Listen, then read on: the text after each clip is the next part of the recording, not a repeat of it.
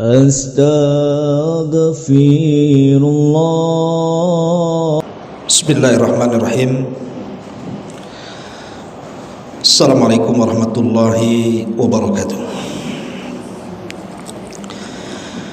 Alhamdulillah wassalatu wassalamu ala Rasulillah wa ala alihi wa sahbihi wa mawalah wa la hawla wa la quwwata illa billahi wa ba'du. Kita lanjutkan kembali kajian kita, masih membahas dosa-dosa besar, dan kita masuk pada poin ke-70, kufur nikmat.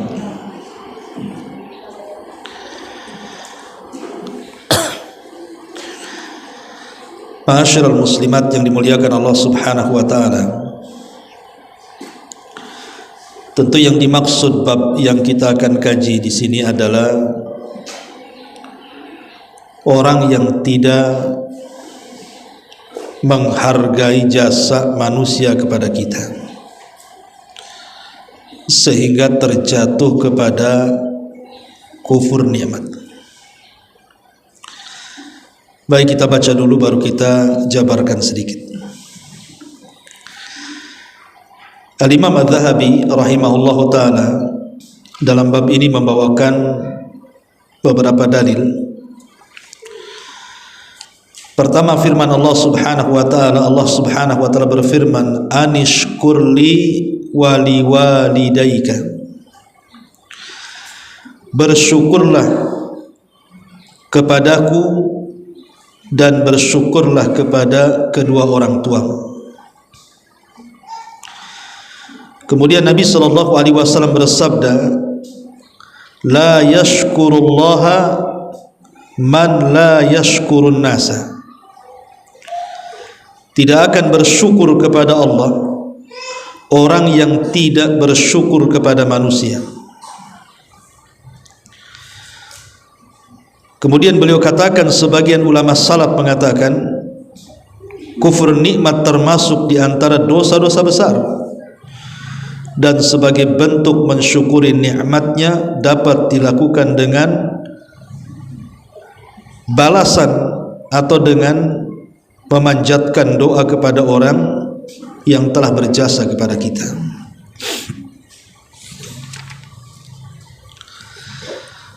Ma'asyiral muslimat yang dimuliakan Allah Subhanahu wa taala, Nabi SAW telah banyak mencontohkan kepada kita bagaimana beliau tidak pernah melupakan jasa manusia. Satu hari Nabi SAW pulang dari peperangan, kemudian kehabisan bekal bersama beberapa para sahabatnya. Akhirnya kemudian Nabi SAW pun singgah di seorang nenek dari nenek-nenek Yahudi yang tinggal di perbatasan Madinah. Kemudian Nabi SAW minta dijamu, dan nenek itu pun menjamu Nabi SAW. Tentu sebagai balas budi Nabi, sebagaimana sabdanya di sini, man la yashkurun nas lam yashkurillah. Orang yang tidak bersyukur kepada manusia tentu tidak dikatakan bersyukur kepada Allah. Jadi Nabi bicaralah dengan nenek ini dan mengatakan, nek, engkau sudah berbuat baik kepada kami, memberi tempat singgah dan makanan untuk kami. Kira-kira kalau seandainya engkau meminta sesuatu, sebutkan permintaan, nanti aku kirim setelah aku sampai di kota Madinah. Tiba-tiba nenek ini mengatakan, aku menghendaki seorang budak yang bisa membantu kehidupanku.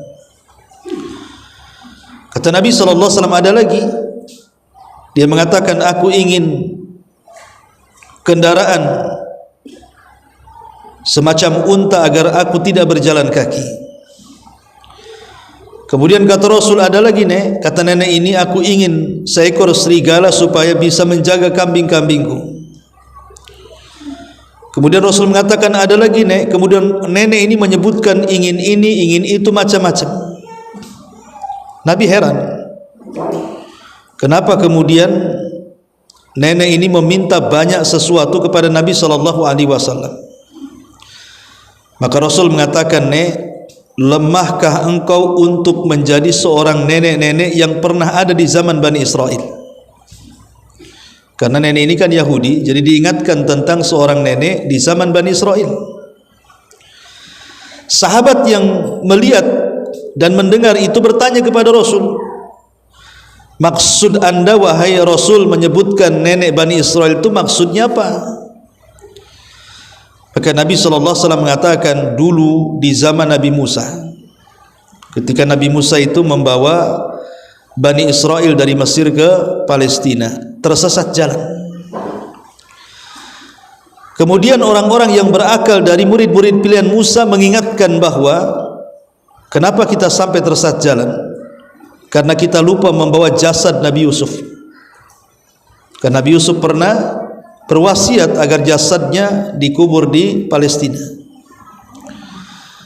Akhirnya kemudian Nabi Musa mengatakan, di mana kuburannya?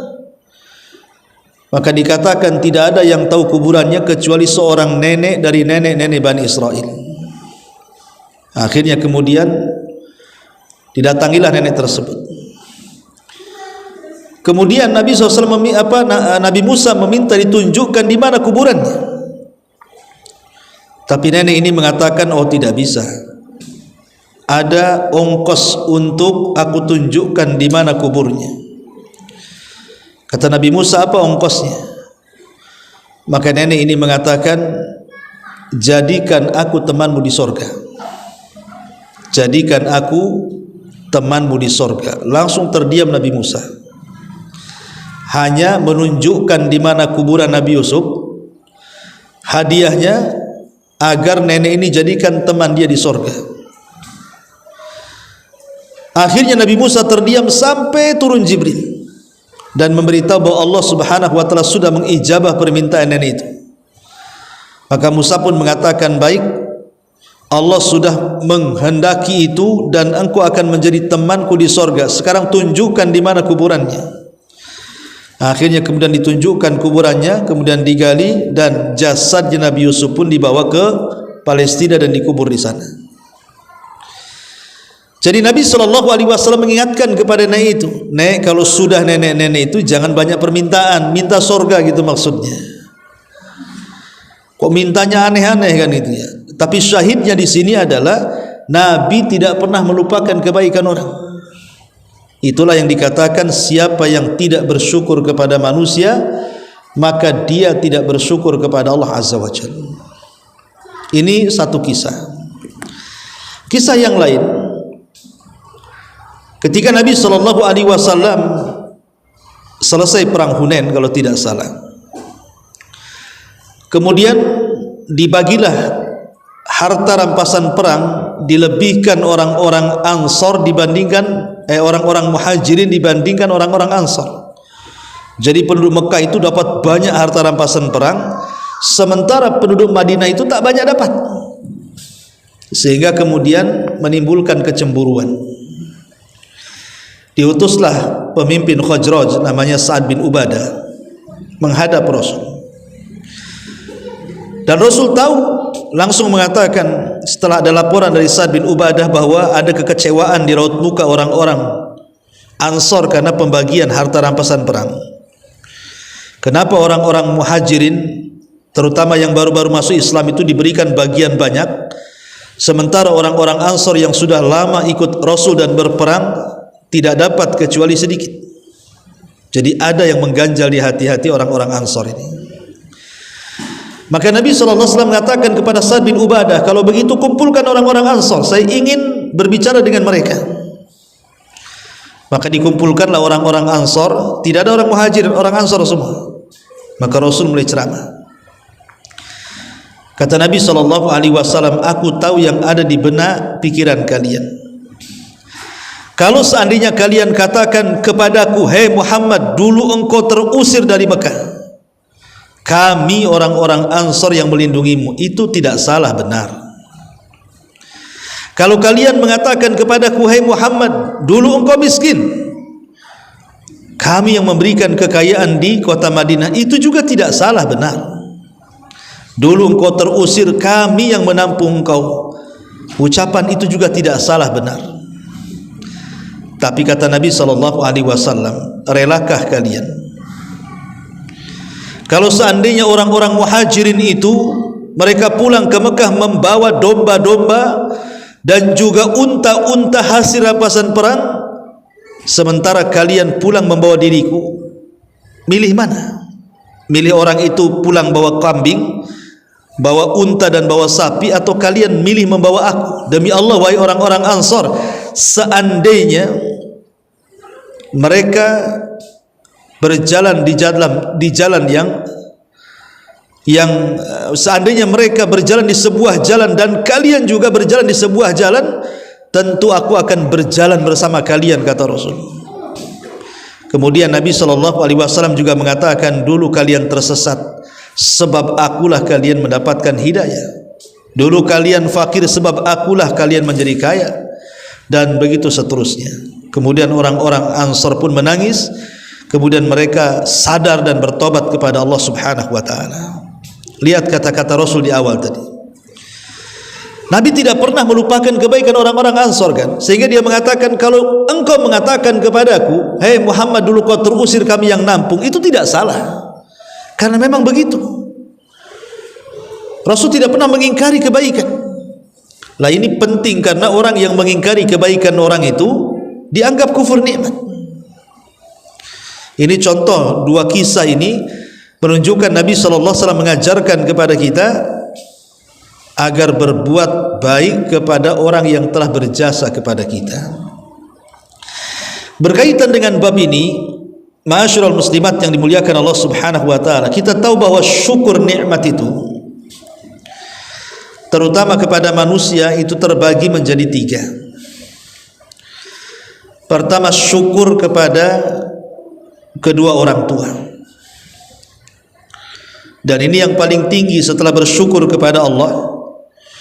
Hendaklah bersyukur kepada kedua orang tua kita. Karena kalaulah bukan karena Allah kemudian mereka orang tua kita, kita tidak akan ada di sini. Tidak akan terlahir pun kita di dunia ini. Artinya bahwa dengan keberadaan mereka, bersyukur kepada Allah Subhanahu wa taala dengan berbuat baik kepada kedua orang tua kita. Cukuplah hentakan nafas ketika melahirkan kita, itu kebaikan yang tidak bisa kita balas.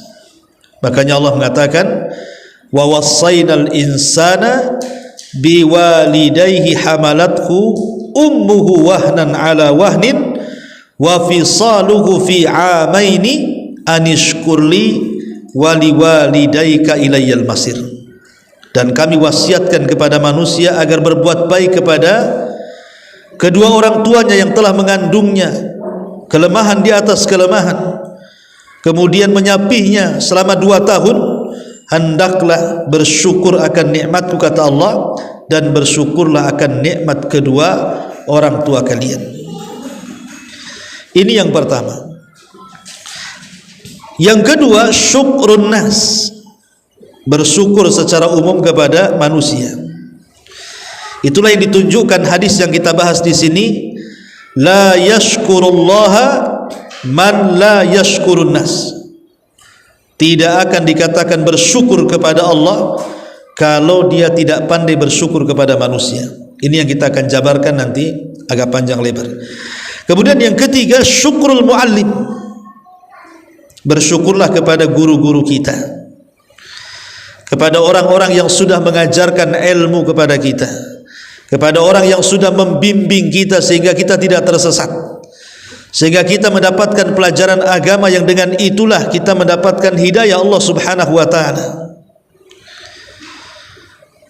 Maka banyak-banyaklah mendoakan guru-guru kita agar kita dikatakan bersyukur karena kebaikan mereka kepada kita. Karena bagaimanapun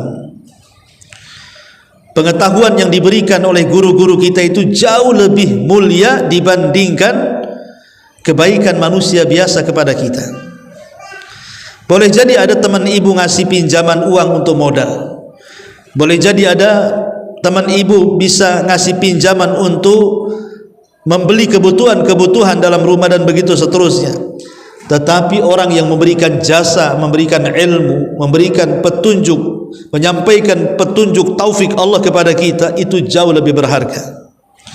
Maka doakan guru-guru kita supaya mereka dijaga oleh Allah Subhanahu wa taala, dan kalau seandainya Allah takdirkan mereka sudah tiada, maka semoga Allah Subhanahu wa taala memberikan rahmat kepada mereka. Ma'asyiral muslimat yang dimuliakan Allah Azza wa Jalla, baik, kita akan fokus kepada pembahasan yang kedua, syukrun nas. Bersyukur karena kebaikan manusia.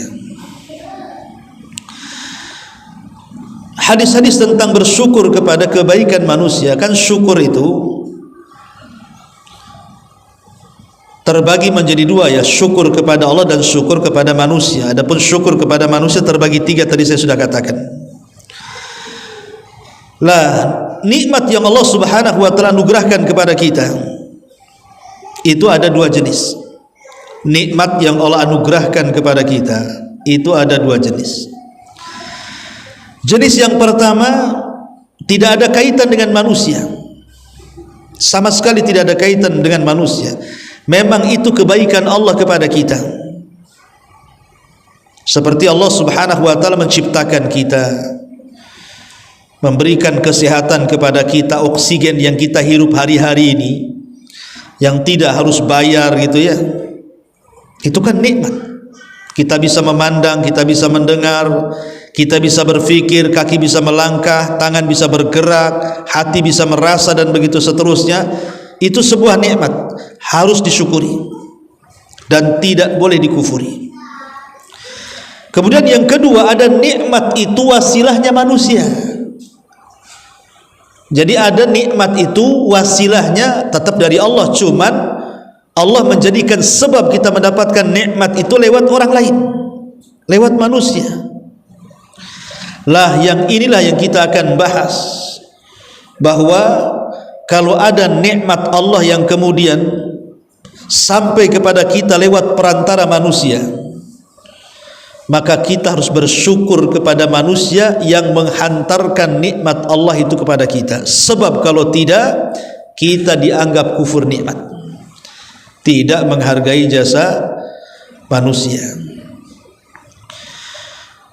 Ma'asyiral muslimat yang dimuliakan Allah Subhanahu wa taala, disebutkan oleh Imam Al-Khattabi dalam syarahnya ketika memberikan catatan kepada la yashkurullaha man la yashkurun nas, tidak akan dikatakan bersyukur kepada Allah kalau belum bisa bersyukur kepada manusia. Apa maknanya? Kata beliau, qala Al-Khattabi, berkata Imam Al-Khattabi rahimahullahu ta'ala, anna man kana tab'uhu wa 'adatuhu kufran ni'matan nas wa taraka syukra lima'rufihim kana min 'adatihi kufran ni'matillahi azza wa jal wa tarki syukri lahu. Kana min adatihi kufranu ni'matillahi wa tarku syukri lahu. Kata beliau, orang yang tabiatnya, orang yang kebiasaannya kufranu ni'matin nas, anna man kana tab'uhu wa adatuhu kufranu ni'matin nas. Jadi barang siapa yang tabiat dan kebiasaannya itu adalah mengkufuri nikmat manusia, wa tarku syukri, dan juga meninggalkan syukur lima'rufihim, karena kebaikan mereka, maka kana min adatihi kufranu ni'matillahi wa tarku syukri lahu, maka kebiasaannya juga pasti dia akan kufur akan nikmat Allah dan tidak akan bersyukur kepada nikmat Allah. Jadi al-jaza min jinsil amal, balasan itu sesuai dengan balasannya. Jadi orang yang tidak pernah bersyukur berbuat baik kepada orang yang berbuat baik kepada kita, Bu. Umpamanya ibu punya tetangga baik sama ibu, tetangga itu baik, suka nolong ibu, tapi giliran kemudian dia butuh pertolongan, ibu tak menolong. Maka biasanya orang yang tidak pernah menghargai jasa orang itu kebanyakan dia pun tidak pernah bersyukur akan nikmat Allah biasanya. Begitu maksudnya. Saya ulangi bahwa kalau seandainya contoh nih, ibu punya suami sudah lelah letih cari pekerjaan, dari pagi sampai sore sampai malam pun cari uang untuk membayar rumah, mungkin cicilan rumah, mungkin cicilan apalah kan, semuanya termasuk makan, minum, sekolah dan anak-anak, dan banyaklah istilahnya kebaikan suami itu kepada ibu. Tapi ibu tidak pernah bersyukur. Lah biasanya orang yang tidak bersyukur kepada kebaikan orang itu, maka dia juga tidak akan pernah bersyukur kepada nikmat Allah yang jelas-jelas Allah berikan nikmat kepadanya. Itulah yang kemudian ditakutkan makna hadis seperti itu. Ya. Ma'asyiral muslimat yang dimuliakan Allah Subhanahu wa taala, karena orang yang bersyukur kepada orang yang berbuat baik kepada kita itu bagian daripada akhlak, Bu. Bagian daripada makarimul akhlak, akhlak yang baik. Akhlak yang baik. Makanya sebaik-baik bersyukur kalau ibu mendapatkan kebaikan orang lain, minimalnya, Bu, ibu katakan jazakillah khairan. Doakan semoga Allah membalas kebaikan kepadamu. Tetapi kalau kita bisa membalas dengan balasan yang sama atau lebih, maka itu lebih baik lagi. Kata Nabi sallallahu alaihi wasallam, "Man sana'a ilaikum ma'rufa fakafi'uhu." Kata Rasul, barang siapa yang datang kepadamu orang yang berbuat baik, maka balaslah kebaikan itu.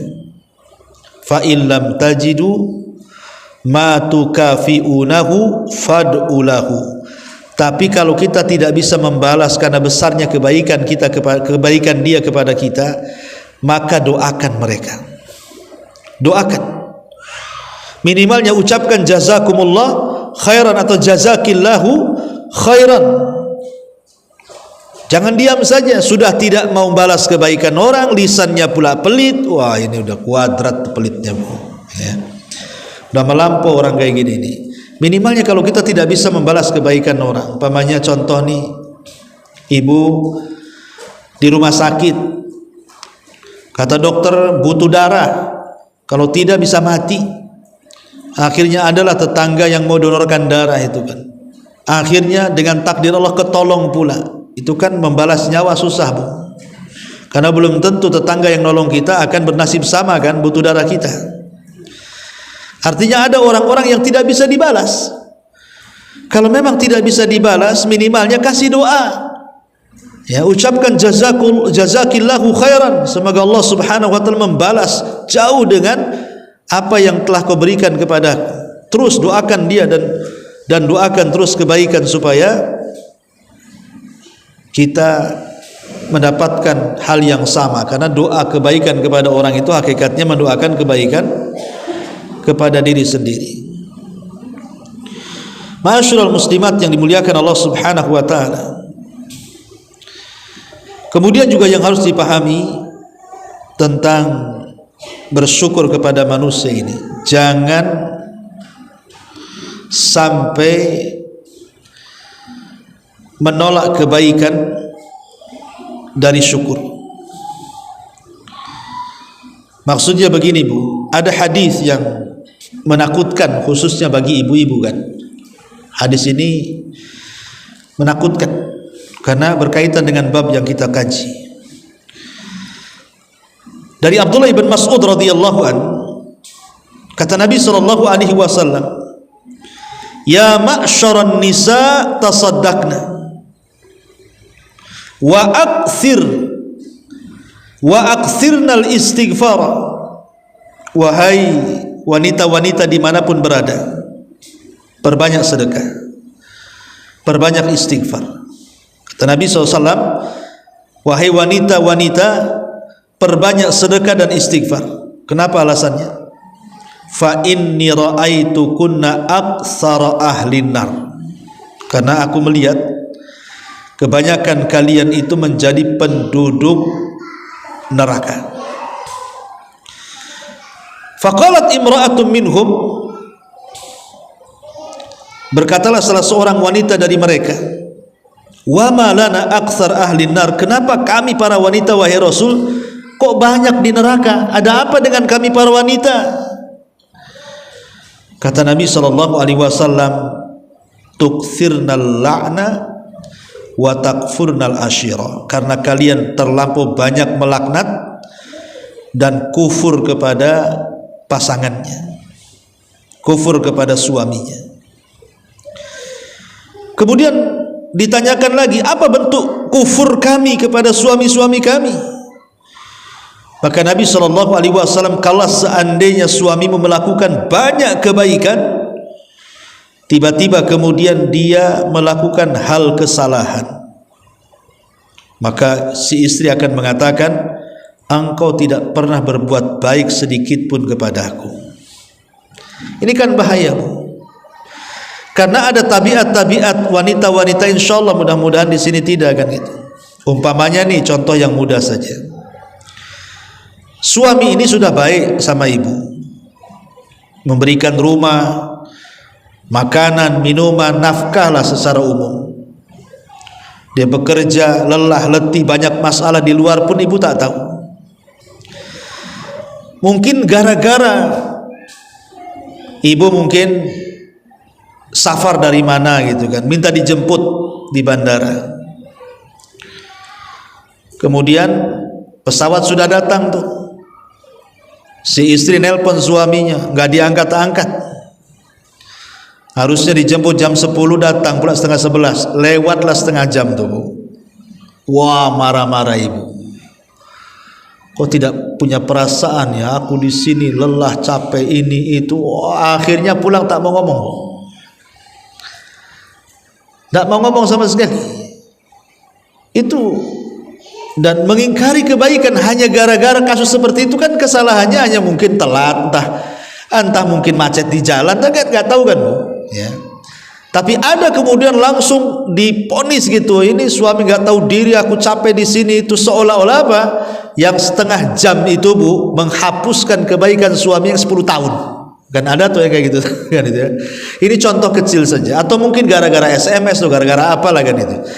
Lah ini kan orang-orang seperti ini atau istri-istri seperti ini kan tidak menghargai jasa suami.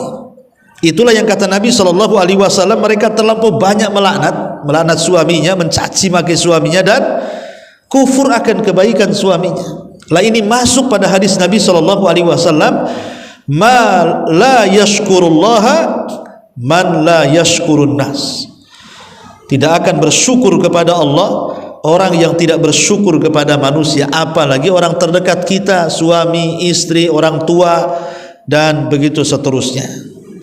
Maka ini penting, karena bagaimanapun ini bagian daripada akhlak yang diajarkan Nabi SAW, dan termasuk dosa besar orang kalau tidak menghargai jasa orang lain.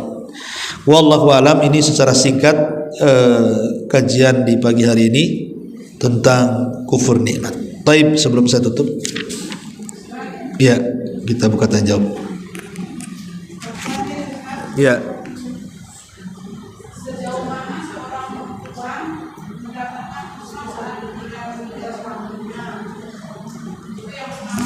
Bentar, meninggalkan suami.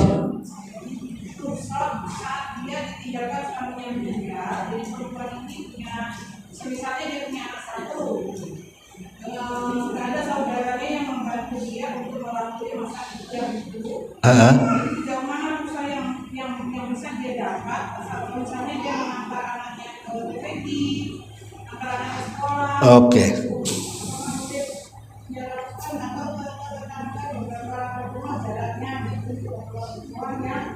Ditinggal mati suami. Iya. Jawab dulu apa? Saya jawab dulu ya, nanti gampang nanya lagi. Iya. kewajiban atau mungkin hal-hal yang patut diperhatikan bagi istri-istri yang ditinggal meninggal suaminya. Sebenarnya dia boleh tinggal di rumah suami selama 1 tahun kalau mau, ya.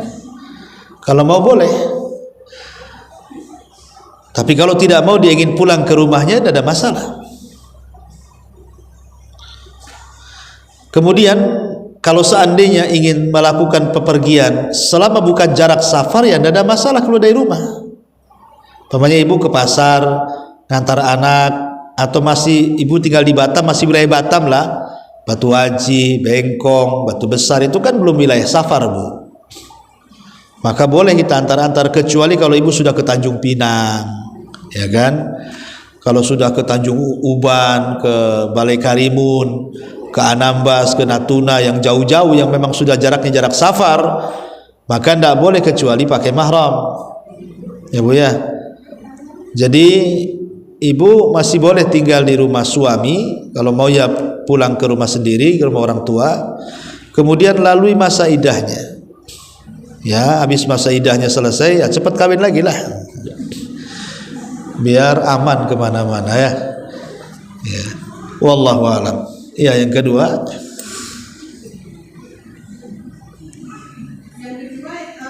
misalnya dia beberapa waktu ini kalau memang suatu sistem, dia harus berpinang di Ustaz, dan bisa diwakilkan, dan dia juga tidak punya mahram, dalam artian mahram yang kandung, karena adanya dia kandung. iya. Ya, kalau seandainya ada mahram yang syar'i, maksudnya kan, ya sebaiknya pakai mahram. Tapi dia ada anak laki-laki.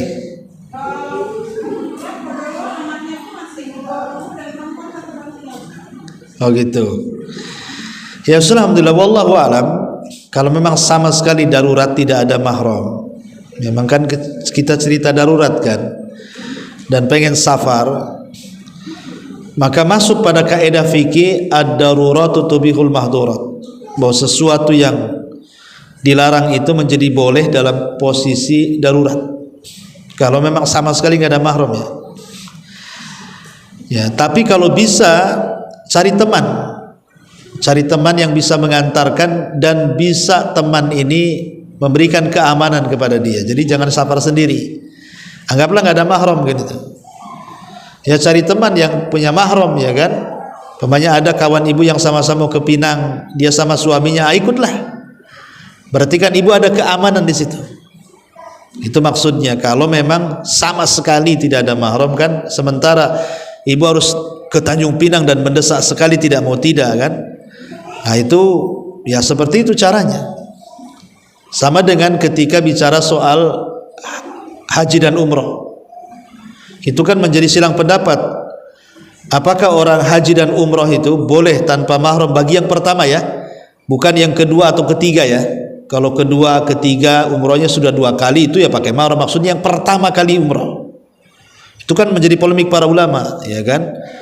Ada yang mengatakan tetap pakai mahram karena itu syarat pergi umroh. Ada yang mengatakan tidak masalah tidak ada pakai mahram karena kalau tidak ada biaya. Yang jelas ada teman yang bisa mengamankan dia, memberikan keamanan sepanjang jalan dia pergi ke sana untuk umroh, kemudian pulang juga merasa aman dan tidak akan terjadi apa-apa. Itu menjadi polemik para ulama di situ. Wallahu a'lam.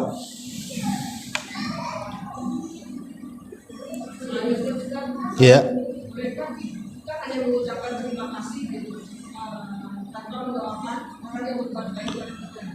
Terima kasih ini apa artinya? Terima kasih, nanti dibilang kasih, nggak bisa, nggak ada doanya Bu. Terima kasih itu nggak boleh, ya. Tetap harus mendoakan jazakillah khairan lah. Terima kasih apa terima? Saya terima terus kasih, apa gimana tuh?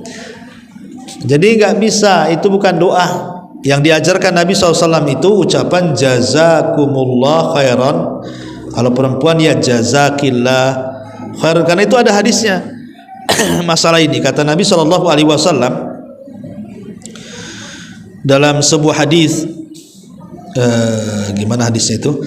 man suni'a ilaihi ma'rufun faqala li fa'ilihi jazakallahu khairan faqad balagha fi tsana. Hadis yang dikeluarkan Imam Tirmidzi dan disahihkan oleh Syekh Albani rahimahullahu taala, barang siapa yang dibuatkan padanya sebuah kebaikan, maka dia pun mengucapkan kepada pelakunya jazakallahu khairan, semoga Allah membalas untukmu kebaikan, faqad balagha fi tsana, maka dia telah melakukan hal yang terpuji, ya, yang luar biasa. Artinya itu bentuk syukur. Kita tidak boleh hanya mengucapkan terima kasih, tetapi ucapkan juga jazakallah khairan atau jazakillah khairan. Makanya Umar bin Khattab radhiyallahu an sampai mengatakan, seandainya salah seorang di antara kalian itu tahu tentang isi daripada jazakallah khairan, tentu sebagian kalian akan lebih banyak mengucapkan kalimat itu dengan sebagian yang lainnya. Lihat kata Umar, lau ya'lamu ahadukum ma lahu fi qawlihi li akhihi jazakallah khairan, kalau seandainya orang itu tahu kandungan besar, pahala besar dalam ucapan kepada saudaranya jazakallah khairan itu, apa kata Umar? La aktsara minha ba'dukum li ba'din, tentu sebagian kalian akan banyak mengucapkan kalimat itu kepada sebagian yang lainnya. Tuh, sampai seperti itu, Bu. Jadi jangan sampai lepas kalimat jazakillah khairan itu kepada saudara kita yang berbuat baik kepada kita, walaupun kebaikan itu tidak banyak. Ya, mungkin orang itu datang hanya senyum ataupun memberi nasihat sedikit kepada kita atau ngingetin. Umpamanya ibu lagi naik motor, lupa setangnya ibu nggak lipat, ada yang ngingetin, itu setangnya katanya. Oh, langsung ibu langsung benerin karena takut kecelakaan kan. Itu kan berbuat baik tuh, ngingetin, Bu. Ya ibu katakan jazakillah khairan, nah, sambil teriak kan. Tapi jangan dikejar-kejar, ya nanti kejar-kejaran. Artinya ya maksudnya doakan dari jauh, malaikat tahu, malaikat akan sampai itu doa ibu kepada dia. Wallahu a'lam. Ya. Yang memberi kita sesuatu itu orang non-muslim bagaimana, Ustaz? Kalau seandainya memberi kita seorang muslim, tetap kita doakan, tapi kan hanya sebatas di dunia, Ibu. Ya, kita mendoakan mereka sebatas dunia, bukan akhirat. Ingat ya, karena orang kafir pun mereka akan dibalas oleh Allah, tapi balasan mereka cash di dunia. Adapun di akhirat mereka tidak akan dapat. Jadi kalau orang kafir ini sedekah kepada kita, membantu kita, mereka akan dapat balasan dari Allah di dunia. Ya, kita doakan kebaikan, umpamanya dia memberikan sesuatu kepada kita, memberikan modal lah umpamanya kan, sehingga dengan modal yang diberikan orang kafir kepada kita, kita bisa usaha. Ya kita katakan, ya semoga rizkimu lancar, nggak apa-apa kan. Semoga ya kalau ibu berani, semoga kau dapat hidayah, nanti nggak dikasih pinjaman pula. Ya doa-doa umum saja ya, semoga usahamu bagus, mudah-mudahan dimudahkan ya semuanya, dan begitu seterusnya. Pakai bahasa-bahasa yang sifatnya duniawi, karena kalau akhirat kan nggak sampai mereka. Sehebat apapun mereka bersedekah itu nggak sampai surga. Wallahu a'lam. Taib, kalau nggak ada kita tutup.